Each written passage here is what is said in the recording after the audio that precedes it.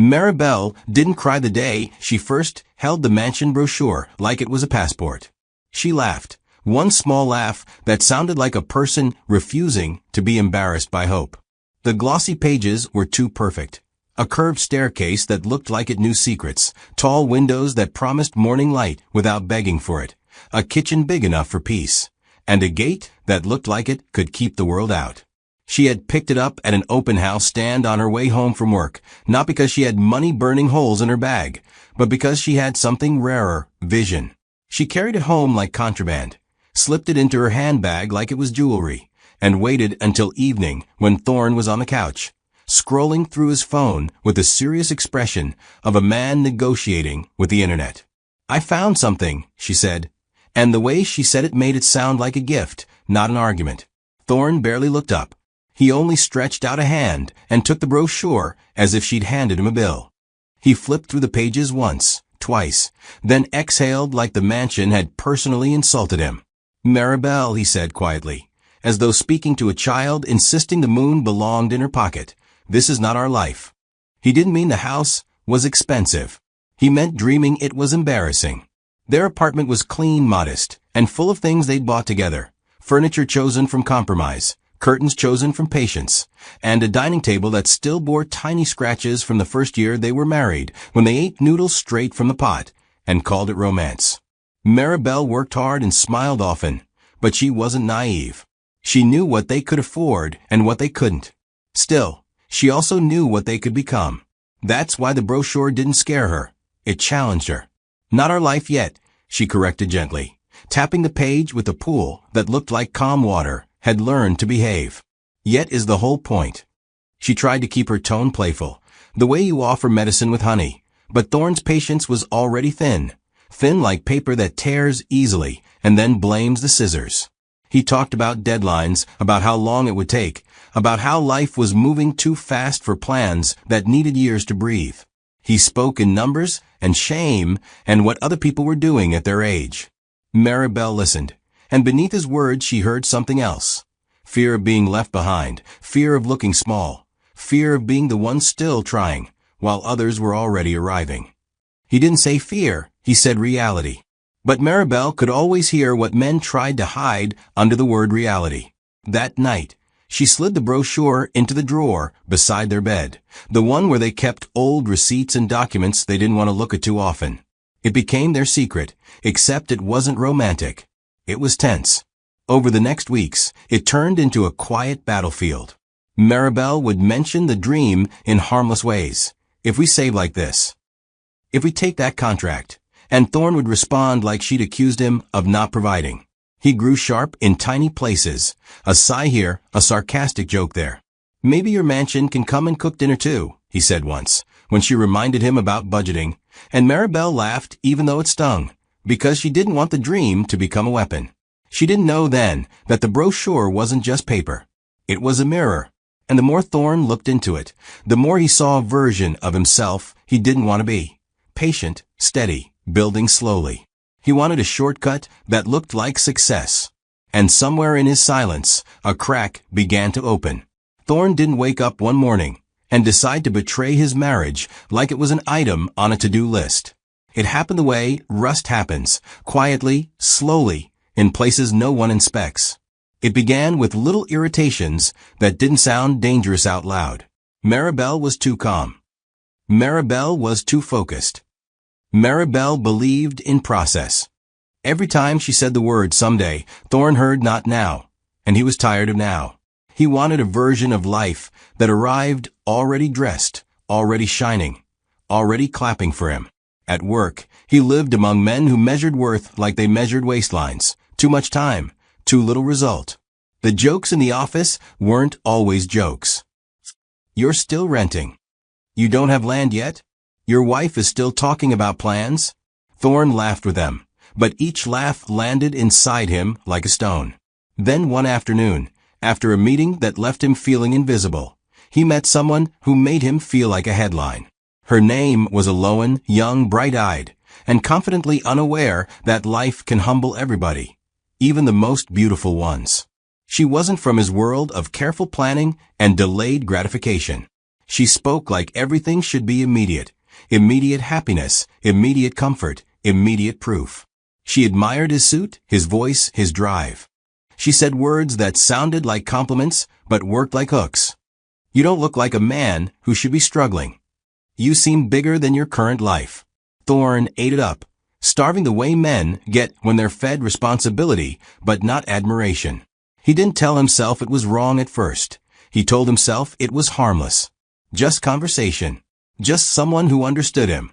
And the funny thing about temptation is that it rarely arrives looking like a villain. It arrives looking like relief. Eloan was relief. She laughed at his jokes like they were genius. She made him feel like a man who had already made it, not a man still building. At home, Maribel noticed the change before she understood it. It wasn't lipstick or late nights first. It was his spirit. He began arriving with energy that didn't come from rest. He smiled at his phone the way he used to smile at her when they were newly married and broke but hopeful. He grew impatient with her plans. When she brought up the mansion brochure again, gentle, careful, Thorne snapped. "You're always talking about the future like it's a guarantee," he said, voice raised just enough to bruise. Maribel stared at him, surprised, because she wasn't asking for magic. She was asking for teamwork. "I'm talking about a future we build," she replied. "That's what marriage is." But Thorne had started feeling like marriage was a weight, not a partnership. In his mind, Eloan represented flight. And Maribel, without doing anything wrong, began to represent the ground. The affair didn't crash into their lives with sirens. It slipped in like a thief with soft shoes. Thorne started creating small lies that looked innocent. Traffic. Work thing. Networking. The cruelest part was that he still ate Maribel's food, still slept beside her, still accepted her kindness like it was his right. Maribel kept trying to reach him with love the way you knock gently on a door you're not sure is locked. Some evenings she would talk about their early days, hoping nostalgia could be rope. Thorne would nod, distracted, and she would notice his eyes drifting away as if their life together had become a commercial break. And in the drawer, beside their bed, the mansion brochure sat like a silent witness, waiting. Maribel didn't know it yet, but Thorne had begun making a decision, one that would change the meaning of that dream forever. The day Thorne left wasn't dramatic enough to match the damage it did. It was a weekday, ordinary, the kind of day that should have ended with dinner and small talk and the usual complaints about the cost of fuel. Maribel came home with a small bag of groceries, thinking about what to cook, thinking about how to soften the air between them the way she always tried to. She found Thorne in the living room, not sitting like someone relaxing, but standing like someone waiting to be released from a sentence. A suitcase rested beside the couch, neatly packed, final. For a moment, Maribel thought it might be a work trip, until she noticed his eyes. They weren't guilty. They were resolved. "What's that?" she asked, even though her stomach already knew.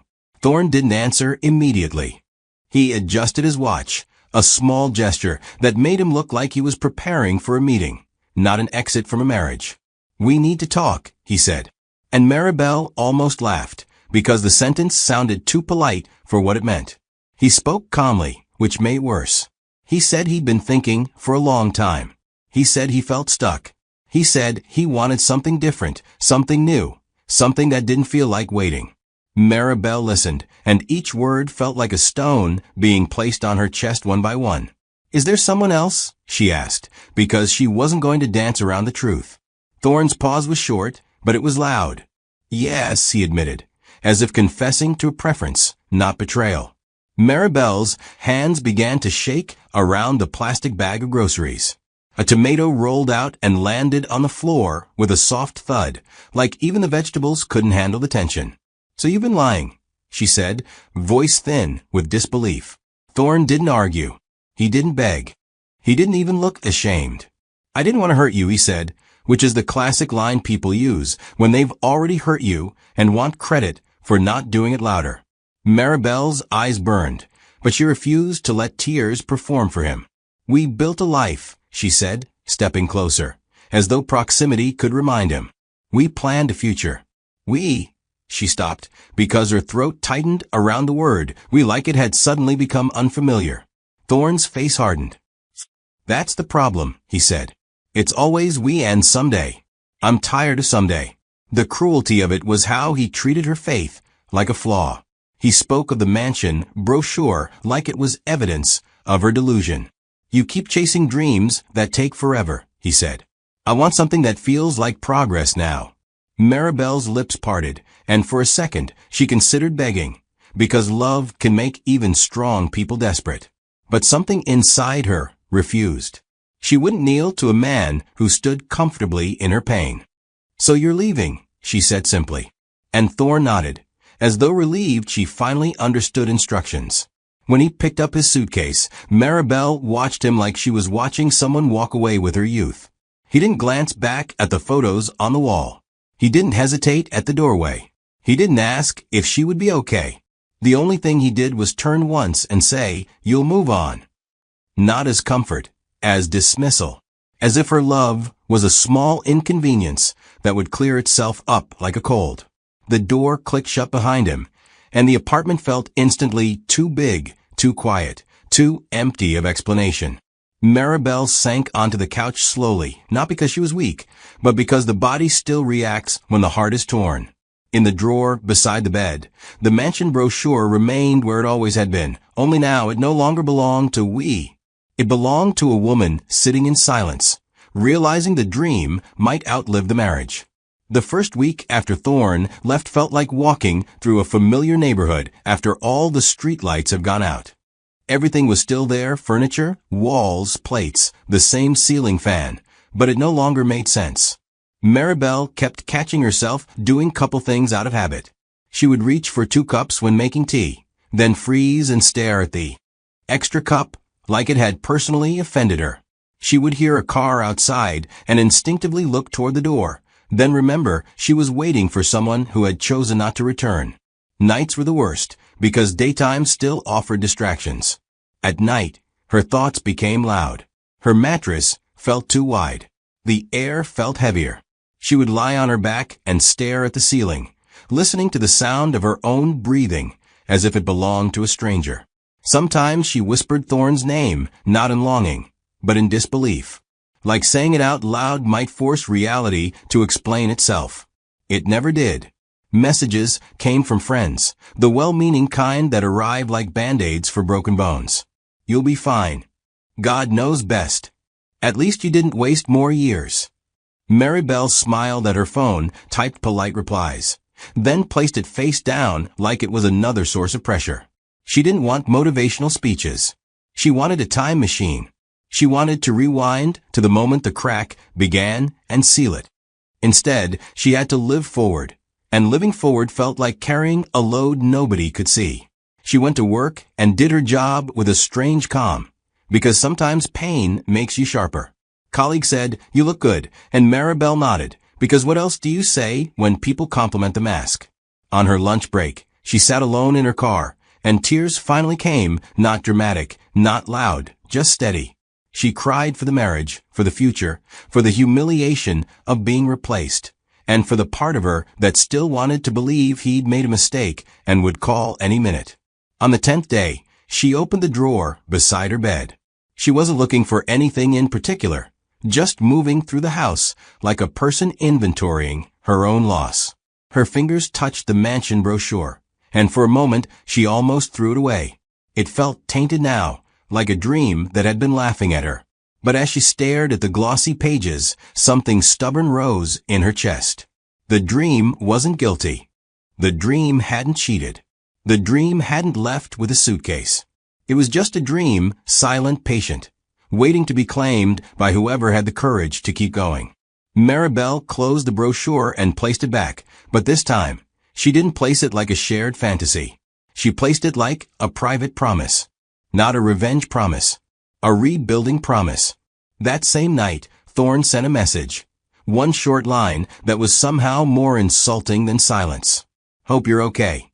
Maribel stared at it for a long time.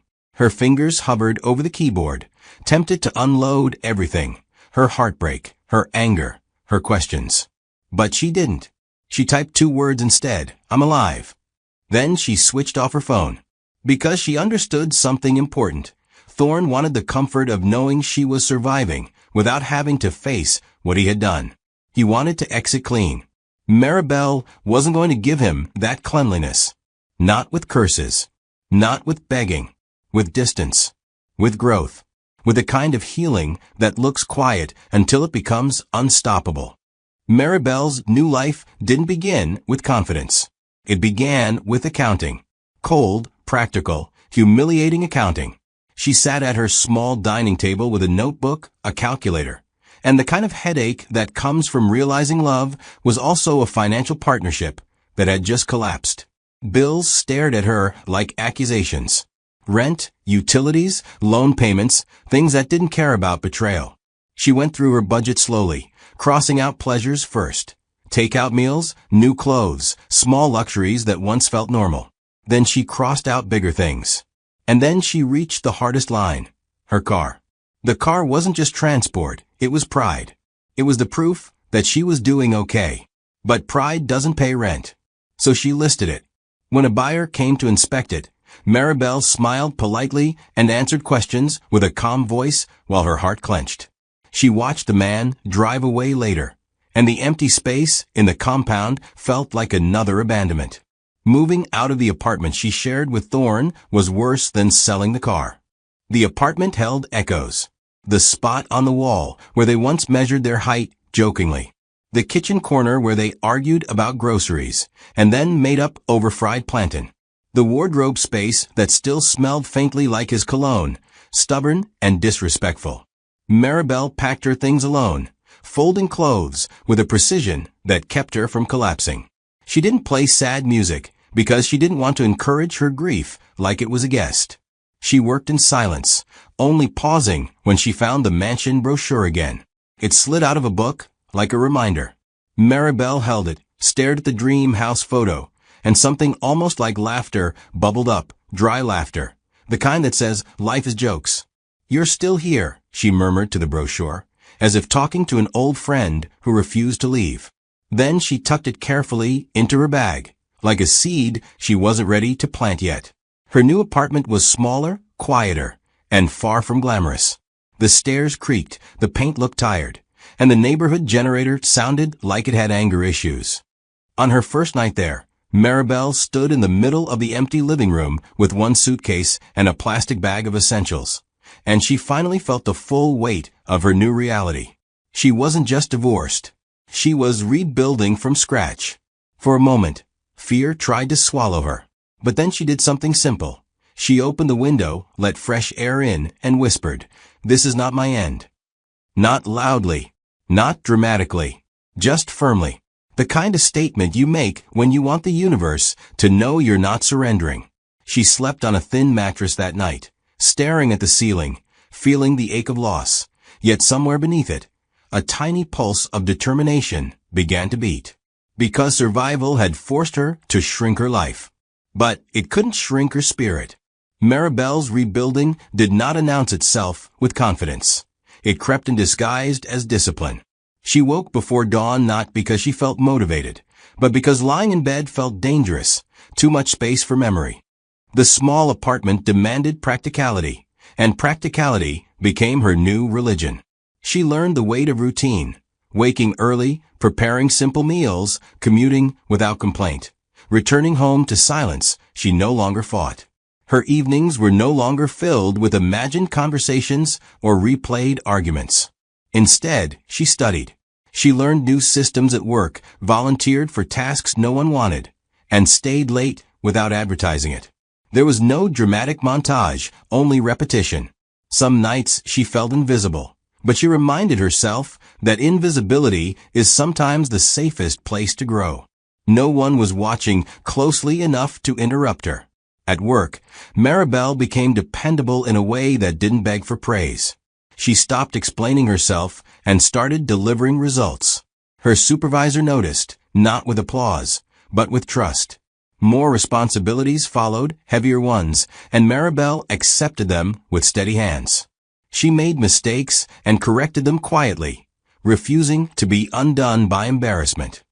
She learned to speak firmly without raising her voice, to negotiate without apologizing, to disagree without fear of being disliked. Growth did not feel glamorous, it felt lonely. But loneliness sharpened her focus. She stopped measuring herself against Thorne's choices and began measuring herself against her own progress.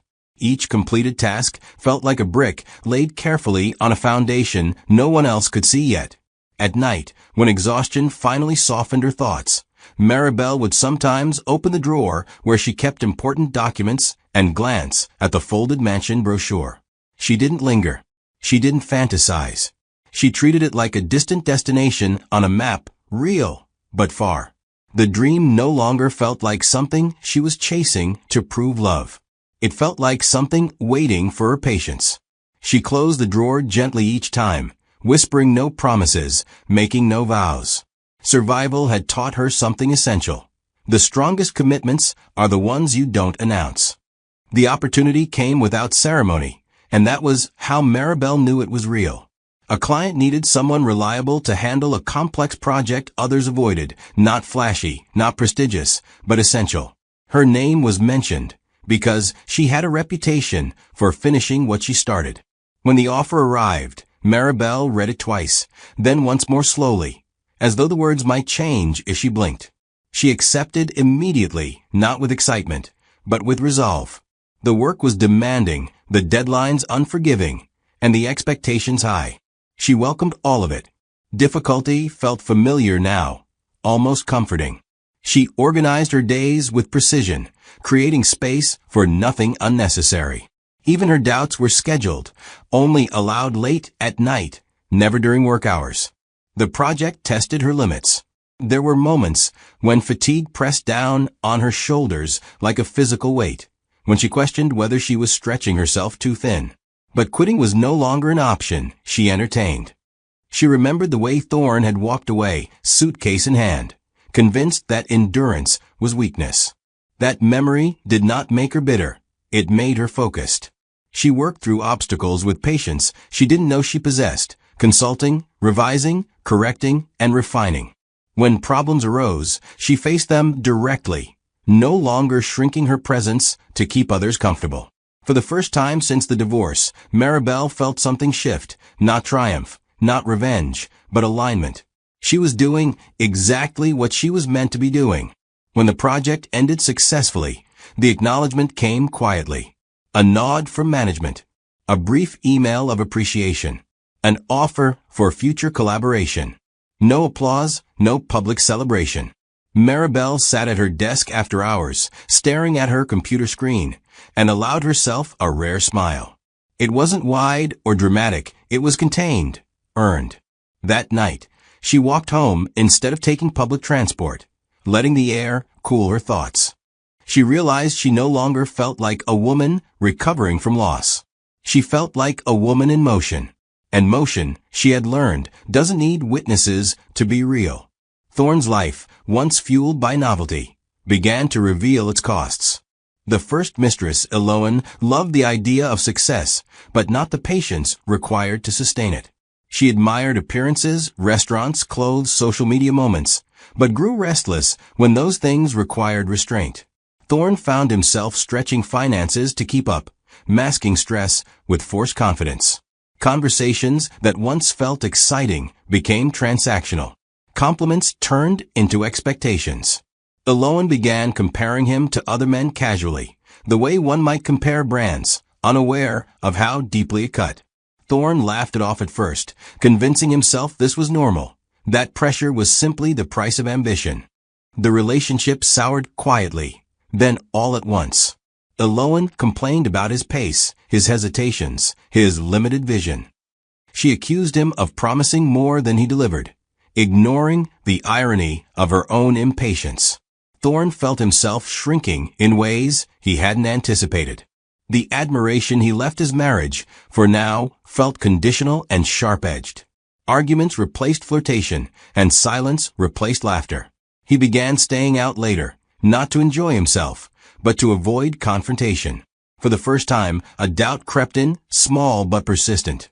He wondered whether excitement had ever been love, or if it was simply noise that distracted him from his own insecurity. When Aloan finally left, it was abrupt and unceremonious. No long explanation, no attempt at closure. She packed her things efficiently and told him she wanted more ease, more success, more certainty. Thorn stood in the doorway, watching her go, struck by the familiarity of the moment. The echo of his own departure from Maribel lingered uncomfortably in the air. But instead of reflection, he chose deflection. He told himself this was a mismatch, not a pattern. He told himself the right woman would arrive eventually. What he refused to admit was that impatience had followed him like a shadow, and it was growing longer. Loneliness unsettled Thorn more than failure ever had. Silence pressed against him, demanding answers he wasn't prepared to give. Instead of examining himself, he sought distraction. It didn't take long. The second mistress arrived not by accident, but by intention. Someone who admired confidence loudly and questioned substance quietly. She was bolder than the first, sharper with her words, and more comfortable making demands. Thorn mistook her intensity for passion. He convinced himself that this time would be different because the problem had never been him. It had always been timing, or circumstances, or other people. This new relationship accelerated everything. Expenses climbed. Expectations multiplied. The second mistress wanted visible progress, trips, upgrades, announcements. Thorn obliged as best he could, stretching resources thinner, masking anxiety with bravado. The admiration she offered came with conditions, and when he failed to meet them, her tone shifted quickly. She criticized his caution, mocked his hesitation, and compared him unfavorably to men she knew who moved faster. Each comparison carved away at him, but he stayed, unwilling to admit he had built his life on the approval of women who valued speed over substance. Meanwhile, his thoughts returned to Maribel more often than he liked. Not with longing at first, but with irritation. He wondered how she was managing. He told himself she was probably struggling, probably regretting her faith in slow growth. The thought comforted him. It allowed him to believe he hadn't made a mistake, only a difficult but necessary choice. What he didn't know was that Maribel had stopped being part of his story entirely. And absence, when paired with progress, has a way of becoming dangerous to the ego. By the second year after the divorce, Maribel no longer introduced herself through pain. Her life had grown fuller, not louder, just stronger. Work flowed with a rhythm she trusted. She had savings again, modest but real. Her apartment felt like home rather than shelter. She had learned the art of saying no without explanation and yes without fear. People responded to her differently now. There was a steadiness about her that commanded respect without demanding it. She no longer rushed her progress or measured it against anyone else's timeline. Patience had become her advantage. One evening, while reviewing documents after dinner, Maribel paused to stretch and opened her laptop absent-mindedly. A property listing caught her eye not because she was searching, but because familiarity has its own gravity. She froze when the image loaded. The curved staircase, the tall windows, the same layout she knew by heart. The mansion, their once dream house. Her breath caught, not from longing, but from recognition. The dream had returned, not as fantasy, but as possibility. She closed the laptop gently, stood up, and walked to the window, letting the moment settle without panic. Fear did not follow this time, only clarity. That night, Maribel opened the drawer and unfolded the mansion brochure for the first time in months. She placed it beside the laptop, comparing dream to reality. The distance between them had shrunk. She didn't celebrate. She didn't tell anyone. She simply acknowledged the truth quietly. She was closer than she had ever been, and she had arrived there alone. Somewhere else in the city, Thorn was still chasing applause. Maribel, without realizing it yet, was approaching ownership. Maribel did not rush the decision after seeing the listing. She let it sit with her, heavy and uninvited. For days, she avoided opening the page again, afraid that excitement might cloud judgment. She had learned the danger of impulsive hope. Instead, she observed herself carefully, her finances, her peace, her readiness. She noticed something unfamiliar. Fear was absent. There was no frantic calculation, no inner voice whispering you're reaching too far. The dream no longer intimidated her, because it no longer defined her worth. Whether she bought the house or not, she was already standing on solid ground. That realization surprised her more than the listing itself. When she finally scheduled the viewing, she did it quietly, choosing a weekday morning when the world was busy elsewhere. Walking through the mansion felt unreal, not because it was luxurious, but because it felt earned. Each room greeted her without accusation. The staircase no longer felt symbolic, it felt practical. The windows didn't promise happiness, they promised light. Maribel moved slowly, touching nothing, absorbing everything. She did not imagine Thorn there. That chapter of association had closed. This was not a reclaiming of the past. It was a negotiation with the future. She asked thoughtful questions, took notes, and listened carefully. The agent spoke, but Maribel was listening to herself. That evening, Maribel reviewed numbers calmly. She did not call friends for validation. She did not pray for miracles. She reviewed facts.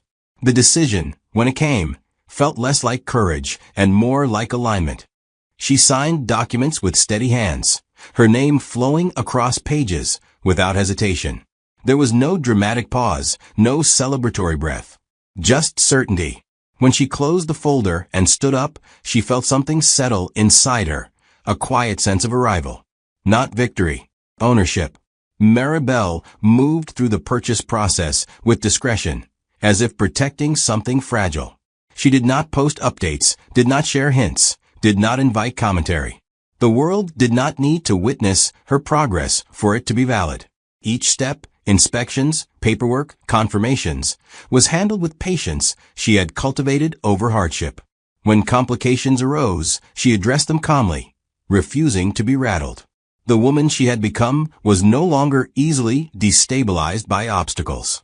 She had learned that pressure does not announce itself loudly. It tests quietly. And she passed each test without spectacle. On the day she received the final confirmation, Maribel sat alone in her apartment and let the moment arrive fully. She did not cry. She did not laugh. She simply closed her eyes and breathed. Memories passed through her, packing boxes alone, selling her car, sleeping on a thin mattress, doubting herself in silence. None of it felt bitter. It felt necessary. The mansion was not a reward, it was a result. She understood that clearly. Dreams that arrive too early often collapse under their own weight. This one had waited until she could carry it properly. She visited the house again after ownership transferred, this time with keys. Walking in alone felt right. She stood in the living room and let the quiet surround her, not the lonely quiet of loss, but the spacious quiet of peace. She did not imagine a family there yet. She imagined herself first. That night, she left without ceremony, locking the door behind her carefully. The house was hers, but she did not need to rush into it. Some things are better savored slowly. Thorn discovered the truth by accident, which made it crueler. He was scrolling aimlessly, half listening to the second mistress complain about his lack of ambition, when a familiar image froze his thumb. A photo. Maribel, standing at the gate of a mansion. Their mansion. The caption was harmless, congratulatory, casual. But to Thorn, it detonated. He stared at the screen, convinced his eyes were betraying him. He zoomed in. The curved gate. The windows. The unmistakable structure he once dismissed as unrealistic. His chest tightened. The room around him blurred. His mind scrambled for explanations. Maybe she was visiting. Maybe it was staged. Maybe it wasn't hers. But certainty settled in quickly, heavy and undeniable. Maribel had done it. Without him. Without waiting. Without begging. The realization sliced through him with precision. Everything he told himself, that she would stall, that she would struggle, that she needed him, collapsed instantly. The second mistress noticed his silence and leaned over to look. Her laughter was sharp, mocking. "Isn't that your ex?" she said, eyes gleaming with judgment. Thorn said nothing. The damage was already done. That night he barely slept. Regret arrived not as sadness, but as panic. He replayed memories obsessively, the brochure, her calm voice, her faith in time. He told himself he had only left too early. He convinced himself the timing had been wrong, not the choice. And somewhere in that spiral, a new belief formed, dangerous and desperate. If Maribel could do this, then maybe she still belonged to him. Maybe the dream meant something. Maybe it could be reclaimed. Thorne acted quickly, driven by urgency rather than clarity. He ended things with the second mistress abruptly, offering vague excuses she didn't bother to challenge. She left with irritation, not heartbreak. His focus had narrowed dangerously. He reached out to Maribel first through messages, long, emotional, carefully worded apologies that framed regret as maturity. He spoke of growth, of reflection, of destiny. He avoided specifics. He avoided accountability. What he emphasized was them, their history, their dream, their house. When Maribel did not respond, panic sharpened into determination. He drove to the mansion without invitation, rehearsing speeches along the way. Standing at the gate felt surreal. The place radiated permanence, stability, everything he had chased prematurely elsewhere. When Maribel appeared, calm and composed, Thorne's resolve wavered. He pleaded openly, voice thick with emotion. He spoke of mistakes, of realizing her worth too late, of wanting to rebuild. He insisted the house was a sign, proof that they were meant to finish what they started together. He cried, not dramatically, but sincerely enough to unsettle himself. Maribel listened without interruption. When he finished, she spoke simply, without apology or anger. She told him the house was not a message. It was a milestone. She told him her life was no longer a continuation of their marriage. It was its own complete chapter. The clarity in her voice unnerved him more than shouting would have. He had expected resistance. He had not expected finality. Rejection did not humble Thorne, it offended him. His desperation twisted into entitlement as he stood there, realizing his words had no power. His tone shifted subtly at first. He reminded her of sacrifices he made. He spoke of loyalty owed. He implied that her success was built on the foundation they once shared. When Maribel remained unmoved, his voice hardened. He warned her about consequences, legal complications, emotional strain, public discomfort. The threats were not loud, they were calculated. And they revealed him fully. Maribel did not flinch. She told him, calmly, that abandonment dissolves entitlement. That dreams don't wait for people who walk away from them. She made clear that threats would not rewrite history or restore access. She ended the conversation without ceremony, instructing him not to return. The gate closed between them quietly, decisively. Not slammed, sealed. As Thorne walked away, something irreversible settled in. He had mistaken her success for an invitation. He had mistaken patience for weakness. The mansion stood behind him, silent, unyielding, belonging fully to the woman he underestimated. And for the first time, Thorne understood that what he lost was not just a marriage. It was timing. And timing, once missed, does not forgive. Thorne did not leave the mansion feeling defeated. He left feeling wronged. That difference mattered. Defeat might have forced reflection, but entitlement breeds obsession. In the days that followed, his mind rewrote history aggressively, bending facts to soothe his bruised ego. He convinced himself that Maribel's calm rejection was an act, a performance meant to punish him. He replayed their years together obsessively, isolating moments where he believed he had led, provided, or carried the weight, inflating them until they justified his sense of ownership. In his version of events, Maribel's success was not independence, it was ingratitude. The house was not hers alone. It was an extension of a life he believed he had paused, not abandoned. This narrative comforted him dangerously. His behavior shifted accordingly. He began reaching out to people they once shared, mutual acquaintances, distant relatives, former colleagues, testing the waters with carefully framed stories. He spoke of regret publicly, painting himself as a man who had made youthful mistakes, but was now being denied forgiveness by a woman consumed by pride. Some listened politely. Others said nothing. A few nodded sympathetically. That was enough to fuel him. Each neutral response felt like validation. He sent Maribel messages again, not apologies this time, but reminders. He referenced old conversations, old sacrifices, old dreams. He implied that public perception could change quickly, that stories rarely have one side. The messages carried a new tone, less emotional, more strategic. Maribel read everything without responding. Silence was no longer confusion. It was a boundary. She documented the messages calmly, methodically, without panic. The woman who once questioned her worth now trusted her judgment fully. She did not seek reassurance. She sought clarity. And clarity told her that Thorne was no longer acting from love or regret. He was acting from loss of control. That distinction stripped his threats of power. What he wanted was reaction. What she offered instead was structure. Maribel's days settled into a rhythm that felt almost sacred. She moved into the mansion fully, not as a triumphant gesture, but as a practical transition. Furniture arrived gradually. Rooms filled slowly. She refused to rush comfort. Each choice, paint tones, lighting, arrangement, was intentional. The house was no longer symbolic. It was functional, lived in, real. And within its walls, Maribel felt something she hadn't felt in years. Safety that did not depend on anyone else's mood. The space reflected her growth, clean lines, calm energy, nothing excessive. The dream had matured with her. At work, her focus sharpened further. The stability she had built now supported her professionally in visible ways.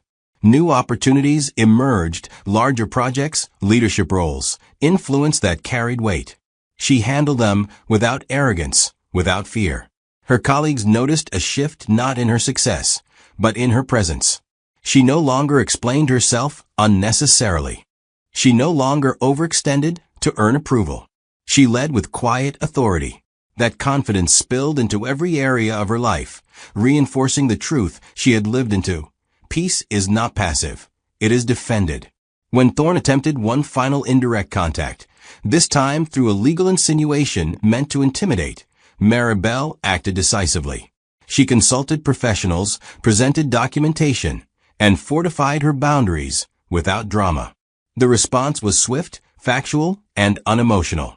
No accusations. No insults. Just facts. Thorne's leverage dissolved under scrutiny. For the first time, he encountered resistance that did not argue back. And resistance like that does not invite negotiation. The collapse of Thorne's threats was quiet and humiliating.